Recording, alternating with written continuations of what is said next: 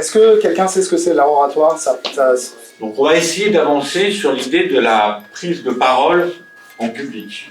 Voilà, c'est finalement l'art d'être à l'aise lorsqu'on s'exprime en public. Comment osez-vous encore regarder ailleurs? Vous dites que vous nous comprenez et que vous comprenez l'urgence, mais peu importe que je sois triste ou en colère, je ne veux pas croire à cela. Parce que si vous compreniez vraiment la situation, tout en continuant d'échouer à agir, c'est que vous êtes mauvais. Et ça, je refuse de le croire. Avec les niveaux d'émissions actuels, le crédit CO2 restant aura disparu dans moins de 8 ans et demi. Et il n'y aura pas de solution ou de projet à la hauteur de ces chiffres aujourd'hui. Parce que ces chiffres vous sont trop gênants. Donc ce qu'on va faire aujourd'hui, on va faire énormément de pratiques puisque l'art oratoire, ça commence par la parole, votre parole. La parole, c'est une véritable arme. Il faut la maîtriser. Elle incarne votre pensée. C'est pour ça qu'il faut que vous appreniez aussi entre vous, dans la vie de tous les jours, à maîtriser votre parole. Parce qu'elle peut être hyper blessante, la parole. La première étape, ça va être ça, avec votre professeur, de vraiment comprendre le texte, parce que sinon, porter le texte sans comprendre ce qu'on porte, effectivement, c'est très compliqué déjà. Comment puis-je restituer quelque chose où j'ai un doute de compréhension? Vous avez vu que les gestes parasitaires, ils viennent à quel moment? Lorsqu'on cherche un peu son texte, finalement. Oui. C'est surtout là que ça va générer du stress et que ça va vite revenir. On a découpé les textes, on a essayé de comprendre comment on pouvait améliorer une diction de texte. Là, on va passer à l'étape suivante, qui est « je m'adresse à un public ». Ok? C'est-à-dire, n'hésitez pas à faire une petite avancée quand vous devez vous exprimer, à faire un regard public, parce que ça va vous obliger à ralentir votre débit. Première erreur que vous faites tous, c'est laquelle? Parce que ça veut dire que ça va trop vite. Hein. Ça, c'est important quand même, hein, c'est un peu rapide. Hein. Donc on va essayer de le refaire plus lentement. C'est important ta conclusion, elle est trop rapide. C'est pour éviter que vous parliez trop vite. Plus vous allez vite, plus vous prenez les pieds dans le tapis, plus vous allez vite, moins on comprend. C'est très rapide, hein. Vous avez lu le texte rapidement. Bon, la première chose que je vous dis tout le temps, c'est quoi? Parlez trop vite. Vitesse, ok? Essaye de vraiment prendre une pause. À chaque fois, un petit regard.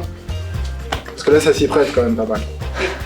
Moi, ce que je veux, c'est que, comme au Cinoche, en vous entendant, si je ferme les yeux, je vois la plaine, je vois les arbres, je vois la rivière. C'est ça que je veux. Il faut pas que tu sois en colère, mais juste sur le volume sonore. Hein. Tu imagines je sais. Je sais que... Oui, vas-y, encore. C'est bien, c'est bien. À paralyser, zéro regard, les gars. Le reste, c'est bon. La voix est bonne. La lecture est bien. Zéro regard. Vous êtes comme ça sans arrêt. Je ne vous accroche pas comme ça. Là, c'était mieux, là. Voilà. Vous aviez poussé un peu, là. C'est mieux. Nous sommes... Non, Oui. Déjà, t'enlèves ça. Non. Nous sommes tous des... Vas-y, reprends. Nous sommes tous des féministes.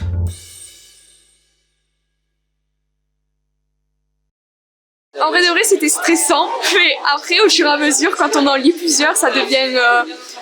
c'est comme si on lisait quelque chose devant, voilà, c'est plus fluide. Donc en vrai, ça va, c'était super cool. Surtout quand les gens ils applaudissaient, ils étaient fiers de nous. Au début, un peu stressé en voyant tous les parents arriver, mais après, ça allait. C'était bien. Ben, alors c'était stressant au début, mais quand tu commences à parler, après ça va mieux. Et Au début, il y avait la pression, mais après, quand on a commencé à parler... Ah ben, franchement, c'était super bien. Et ça faisait grave plaisir de faire ça en vrai. Hein. Plus on faisait le texte, plus on était à l'aise. Et même que ce soit moi ou peu importe les autres, tout le monde était plus à l'aise et du coup, c'était plus agréable.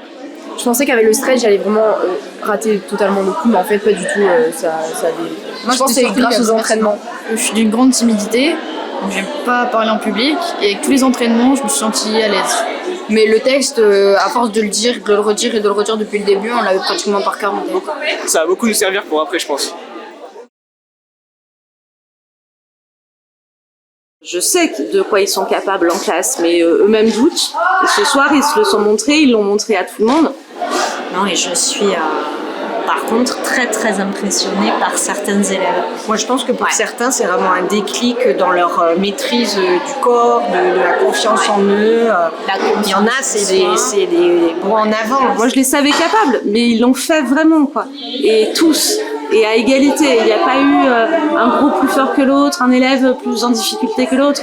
Ils se sont tous donné les moyens de réussir, quoi. Donc c'était chouette à voir. Et c'est là où on dit qu'ils se sont quand même bien unis les uns les autres parce qu'ils sont supportés. Les tensions peut-être entre certains sont complètement effacées. Mais il y a eu un esprit classe, vraiment. Ça s'est fédéré, voilà. Ça a fédéré quelque chose. Et puis aussi, je pense qu'un atout de cette expérience, et ce avec quoi je me bats, c'est leur faire intégrer qu'un bon oral, ça se prépare. Tout ce qu'on a fait avec vous, ça résonne avec ce qu'on fait au quotidien. Et c'était finalement très intéressant. Il y a des textes que je vais réexploiter, des façons de faire aussi qui, voilà, si on reconduit ou pas le projet. En tout cas, moi, je me nourris de ça, de ce que j'ai pu apprendre et de cette expérience-là. C'est un bilan très positif. Apprends la vie en te mêlant au monde sauvage. Marche sur ma peau, ouvre tes 5 sens. Observe, écoute, sens, goûte, touche et tu t'apercevras combien la nature est riche et captivante. Je crois toujours que le plus grand danger n'est pas l'inaction. Le vrai danger, c'est quand les dirigeants et les patrons nous font croire que des actions sont en cours, alors qu'en réalité, presque rien n'est fait. Notre civilisation est sacrifiée pour permettre à une petite poignée de gens de continuer à gagner d'énormes sommes d'argent. Notre biosphère est sacrifiée pour que des personnes riches dans des pays comme le mien puissent vivre dans le luxe. Vous avez rappelé Hugo, j'y ajouterai Camus. Comment dans cette enceinte ne pas penser aussi à Gambetta, à Clémenceau, mais surtout au grand Jaurès dont je rappelle ici les propos.